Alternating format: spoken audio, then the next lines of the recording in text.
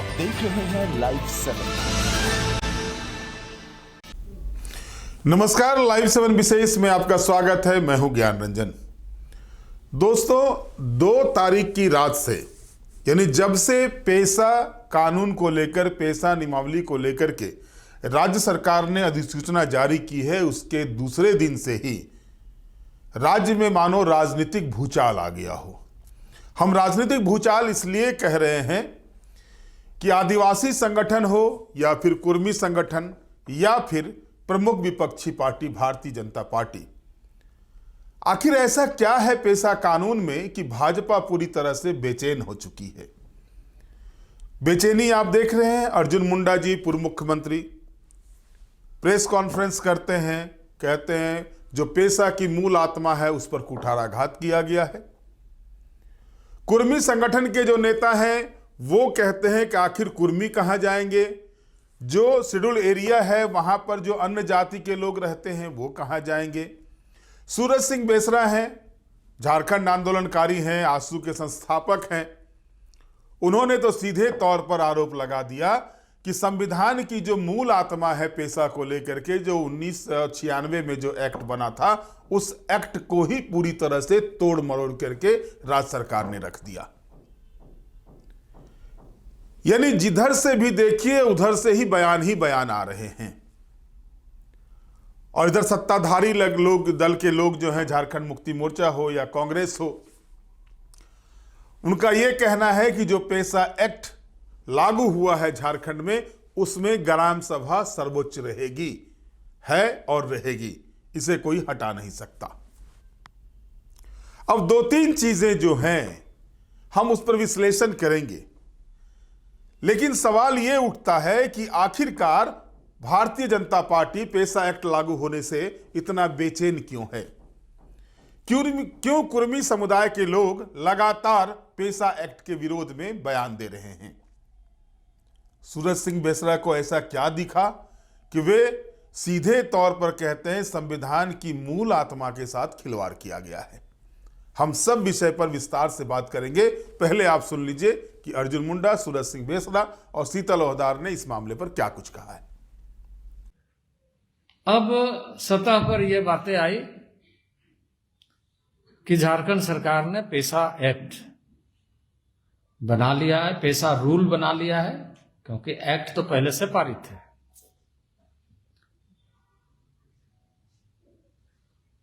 पेशा रूल कई दिनों तक सरकार शायद इस उधेड़बुन में रही होगी कि पास होने के बाद भी वो अपलोड नहीं हो पाया। अपलोड होने के बाद यह सतह पर आई है और सतह पर आने के बाद जो अनुभव आया कि राज्य सरकार ने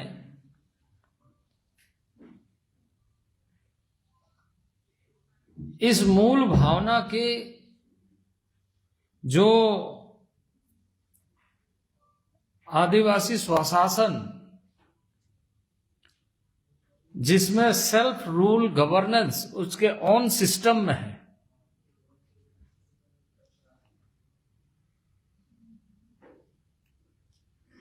उसकी आत्मा पर कुठाराघात किया है। यानी एक्ट को इंप्लीमेंट करने के लिए रूल बनाए जाते हैं। वैसे एक्ट अपने आप में लागू किया जा सकता है और किया भी गया है, लेकिन रूल सेल्फ डिसिप्लिन के साथ और मजबूती मिले, व्यवस्था की परिपक्वता को बेहतर बनाने के लिए किया जाता है।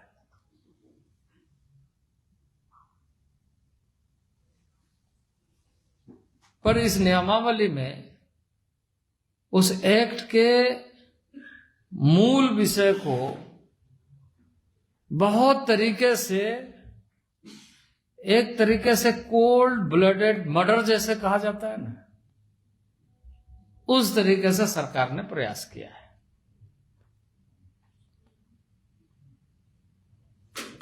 किसी भी रूल का एक परिभाषा, एक प्रियम्बल होता है। प्रियम्बल इस बात को इलोबरेट करता है कि आगे क्या क्या चीजें इसके तहत की गई है, जिसको हम हिंदी में अभिप्रेत कहते हैं। पर उस अभिप्रेत को यदि आप रूल का पढ़ेंगे तो आप देखेंगे कि पेशा एक्ट के आधार पर, पेशा एक्ट 1996 के आधार पर जो बातें कही गई है वो वहां से गायब है। पर उसमें जो प्रियम्बल, अगर आप एक्ट को पढ़ेंगे, जो 1996 का जो एक्ट है उसको अगर आप देखेंगे तो वो कहता है कि रूढ़िजन्य विधि, धार्मिक प्रथा एवं परंपराओं के आधार पर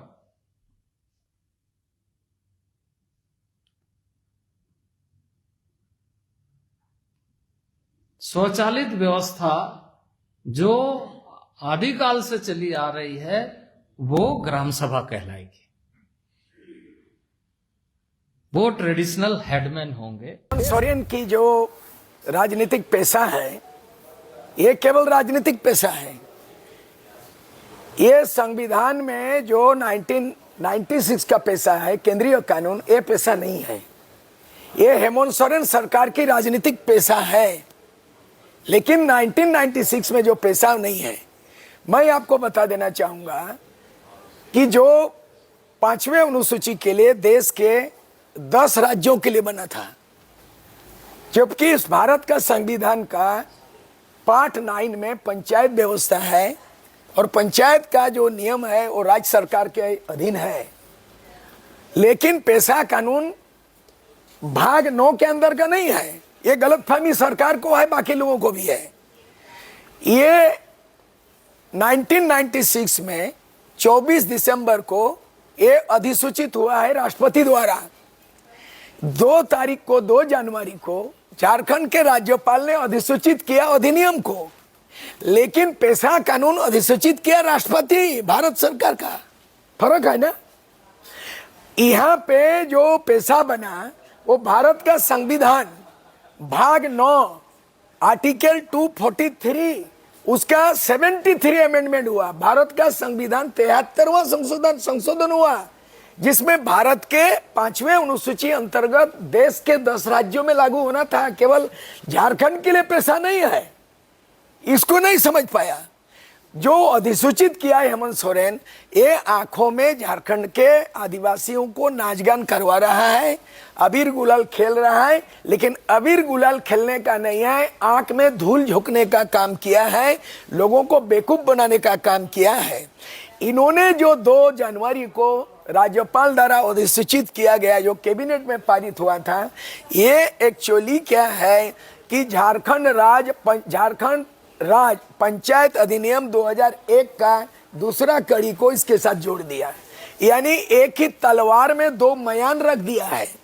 नियम बोलता है भारत का संविधान आर्टिकल 54, आर्टिकल 58, 258 और 254 बोलता है कि राज्य सरकार, क्या कोई भी ऐसा नियम अगर आपने राज्य सरकार क्षेत्र में अगर लागू है, उसके उपरांत अगर भारत सरकार द्वारा संसद द्वारा कोई कानून बनता है तो राज्य सरकार का कानून निरस्त होगा, पंचायत अधिनियम निरस्त होगा 5th शेड्यूल में। पेशा कानून जनजातियों के हित में है और कुर्मी एक सशक्त जनजाति है और जनजाति होने के नाते हम लोग स्वागत करते हैं पेशा कानून का। लेकिन हम लोगों ने राज्य सरकार से ये डिमांड किया था कि पेशा कानून को जो प्रारूप बना है उस प्रारूप में रूढ़ी प्रथा जो कुर्मियों का है और उस रूढ़ी प्रथा को उसमें शामिल किया जाए। लेकिन अभी तक ये पता नहीं चल पा रहा है।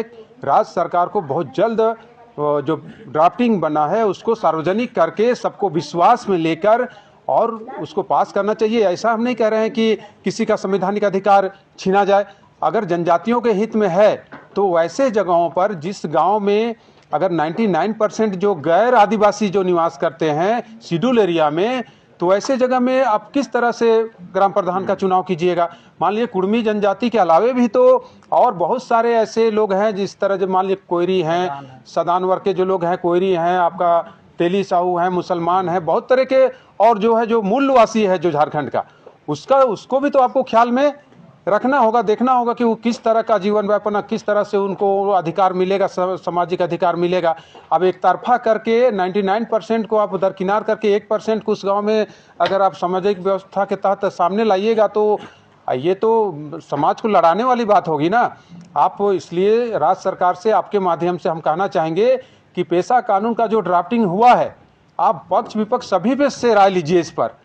ये नहीं कि आप अकेले, अगर आप फुल बहुमत का आपका सरकार है तो आप अकेले जो चाहे वो निर्णय ले, ऐसा नहीं होना चाहिए। पेशा कानून एक बहुत समर्थित मामला है, इस पर सभी विपक्ष से भी राय लेना चाहिए और उसको विपक्ष को भी आप पेशा कानून का जो ड्राफ्टिंग है उसको दे के उनसे भी राय लेके और हाउस में लाइए। विपक्ष को अपने विश्वास में लीजिए पेशा कानून पर और उसके बाद हाउस में लाइए। और जो तरह तरह के सामाजिक संगठन के द्वारा जो आशंका जताया जा रहा है, कोई कुछ बोल रहा है, कोई बोल रहा है कि हिंदू के ये में है, कोई कह रहा है मिशन के ये में बनाया जा रहा है, उसको भी आपको क्लियर करने की ज़रूरत है। जो जातीय समीकरण में जो सामाजिक संगठन के लोगों को आशंका है उसको भी राज्य सरकार को क्लियर करने की ज़रूरत है और उसके बाद पेशा सभी को विश्वास में लेके पेशा कानून को सख्ती से लागू करना चाहिए।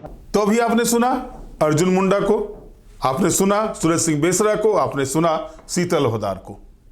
शीतल लोहदार कुर्मी नेता है, सूरज सिंह बेसरा झारखंड आंदोलनकारी हैं, आजसू के संस्थापक हैं, पहले ऐसे विधायक हैं जिन्होंने अलग राज्य की मांग को लेकर के अपनी विधायकी से इस्तीफा दे दिया था।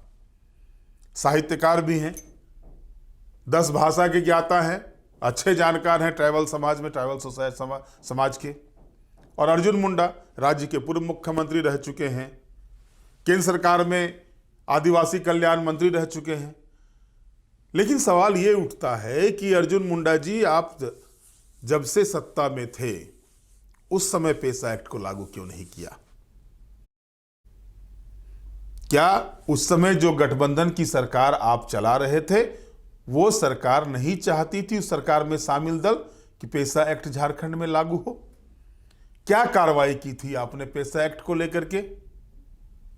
25 वर्षों तक आखिर झारखंड के जो शेड्यूल एरिया में रहने वाले आदिवासी समुदाय के लोग हैं वो अपने ग्राम स्वशासन को लेकर के क्यों तरसते रहे?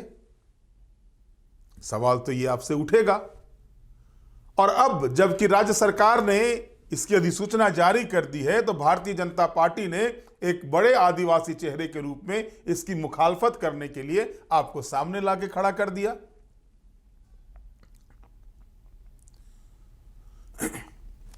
मूल चीजें क्या हैं? आखिर क्यों विरोध हो रहा है?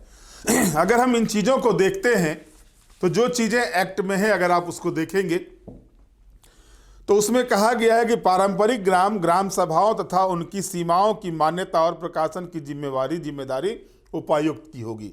जो विरोध के स्वर उठ रहे हैं, जो एक्ट में है उसमें जो विरोध हो रहे हैं, अगर उसको एक नज़र में आप देखेंगे तो पारंपरिक ग्राम सभाओं तथा उनकी सीमाओं के मान्यता का और प्रकाशन की जिम्मेदारी उपायुक्त की होगी।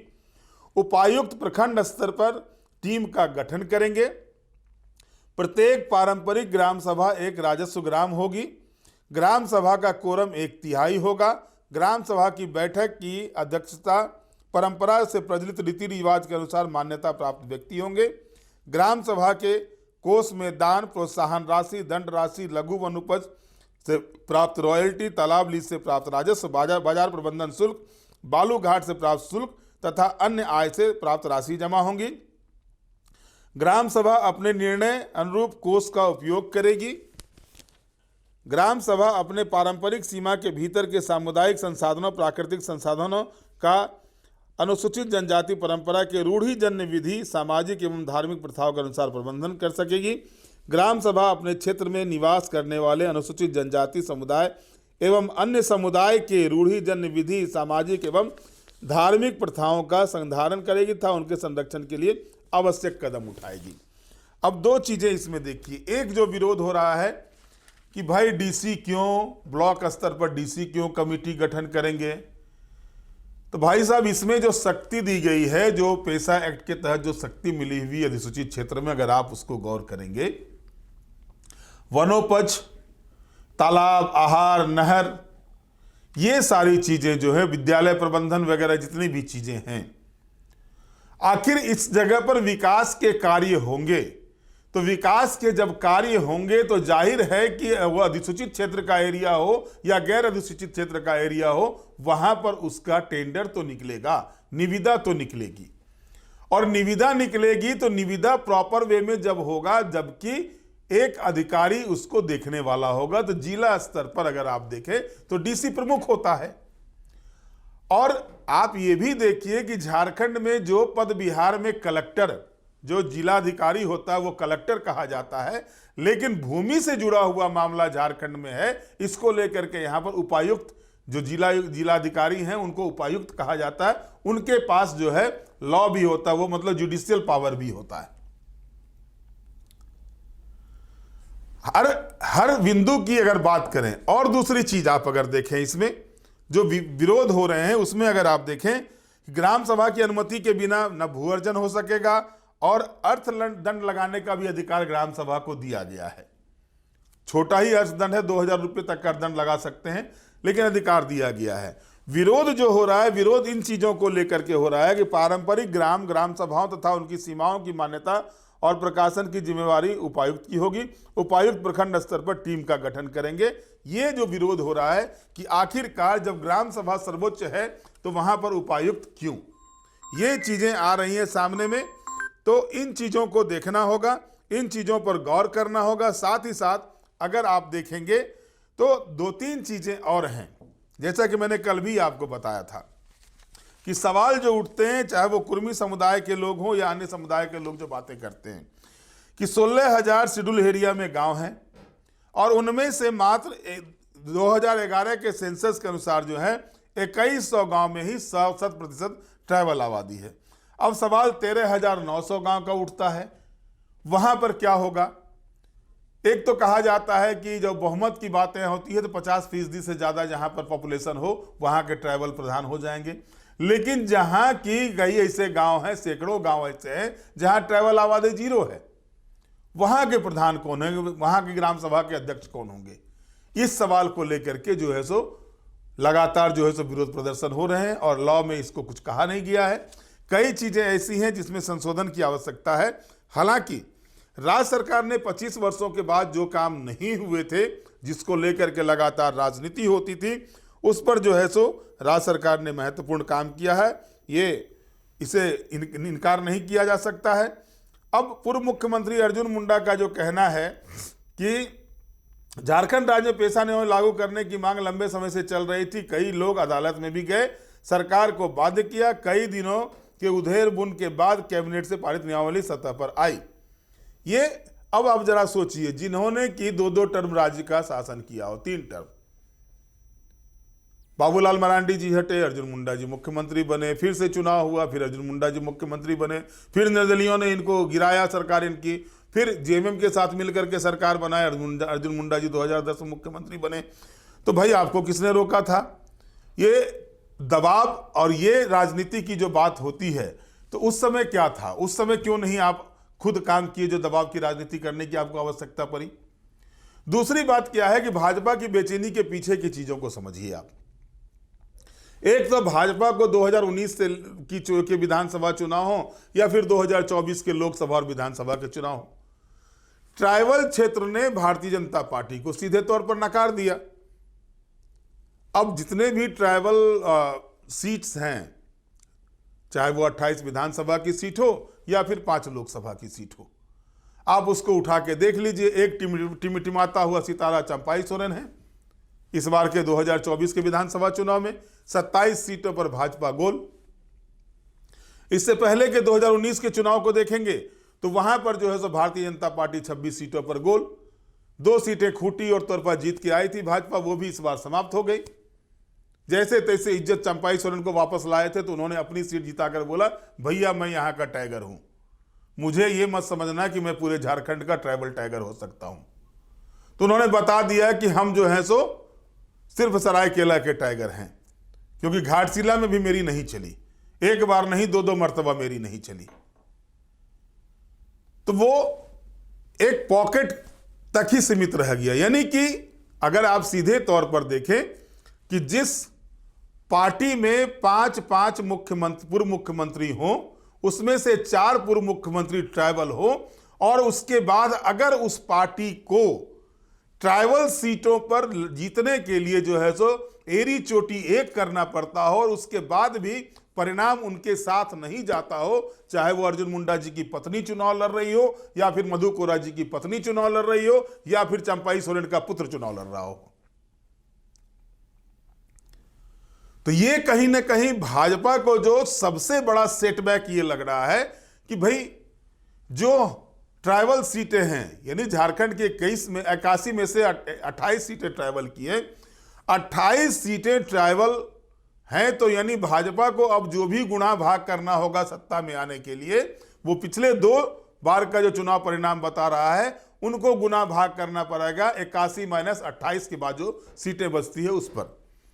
तो 81 - 28 के बाद जो सीटें बचती हैं उसको, उसके लिए भाजपा को जो है सो 2/3, यानी कि सीधे तौर पर कहिए कि वहां पर अगर भाजपा, अगर आप उसको माइनस करते हैं, 81 में से अगर आप 28 को माइनस कर देते हैं तो आप पाएंगे कि आपके पास बचते हैं 53 सीटें। अब 53 सीटों में जीत के लिए आपको सरकार बनाने के लिए चाहिए 42 सीटें। अब आप 10-11 सीट ही माइनस हो सकता है, यानी आप उस स्थिति में नहीं हैं कि जो स्थिति आपको करके रख दिया गया है कि आप यहां पर किसी भी हालत में सरकार बनाने के बारे में सोच सकते हैं, माइनस ट्राइबल करके। कुर्मी को आपने नाराज करके रखा है। अब एक सुगबुगाहट ये सामने आ रही है कि भारतीय जनता पार्टी अब जो है सो चाह रही है कुर्मी को ट्राइबल में जोड़ दिया जाए, यानी जो डिमांड कुर्मी समुदाय के द्वारा किया जा रहा है, क्योंकि कुर्मी समुदाय ने भी खदेड़ा। हालांकि जहां पर कुर्मी समुदाय के कैंडिडेट थे वहां के कुर्मी समुदाय ने अपने कैंडिडेट को वोट देकर भाजपा में भी विधायक दिए और सांसद दिए, लेकिन सवाल यह उठता है कि जो विरोध हुआ था जिसके कारण से अर्जुन मुंडा को चुनाव हारना पड़ा, आप याद होगा मैंने कई मर्तबा बताया है। इन सारे चीजों को देखने के बाद इस बेचैनी का दवा क्या है, इस दवा की खोज तो भाजपा को करनी होगी। हेमंत सोरेन जो है, भले ही कुछ चीजें हो जिसकी जोड़ने की आवश्यकता हो, इससे इनकार नहीं किया जा सकता है। जो रूढ़िवादी व्यवस्था की बात की जा रही है, यानी कि जो ईसाई और अन्य धर्म के धर्मांतरित प्रधान हो जाएंगे, वहां पर अध्यक्ष हो जाएंगे, उसकी जो चिंता व्यक्त की जा रही है वो एक तराजू के एक पाले पर रखा जा सकता है उसको। लेकिन इतना तो तय मान के चलिए कि हेमंत सोरेन ने फिर वो चाल चल दी है जहां पर कि ट्राइबल समुदाय को जो अधिकार उन्होंने देने की बात की और उसको जिस तरह से प्रचारित प्रसारित करने की व्यवस्था की जा रही है, उसके बाद तय मान के चलिए कि भारतीय जनता पार्टी अब 53 सीटों पर ही सोचे कैसे सत्ता में आए, क्योंकि जो दृश्य बन रहे हैं वो प्रदेश अध्यक्ष ट्राइबल, नेता विधायक दल ट्राइबल, 3 पूर्व मुख्यमंत्री ट्राइबल, इसके बाद भी ट्राइबल सीटें नहीं आती है। तो आप समझ सकते हैं कि ट्राइबल सीटों पर भाजपा की स्थिति कितनी दयनीय हो चुकी है झारखंड में। अब अगर उसको मजबूत करना है तो भाजपा कोई और रास्ता निकाले, और कहीं वो रास्ता कुर्मी को आदिवासी का दर्जा देने का तो नहीं हो सकता है। ये देखना दिलचस्प होगा। पेशा एक्ट पर जो बवाल मचा हुआ है, जो हंगामा बरपाया जा रहा है, ये हंगामा कब तक चलेगा और इस हंगामे का फलाफल आगे क्या होगा, ये देखना दिलचस्प होगा। बहरहाल आज के विशेष में इतना ही। आप हमारे साथ जुड़े रहें, हमें लाइक करें, सब्सक्राइब करें। बहुत बहुत धन्यवाद। नमस्कार।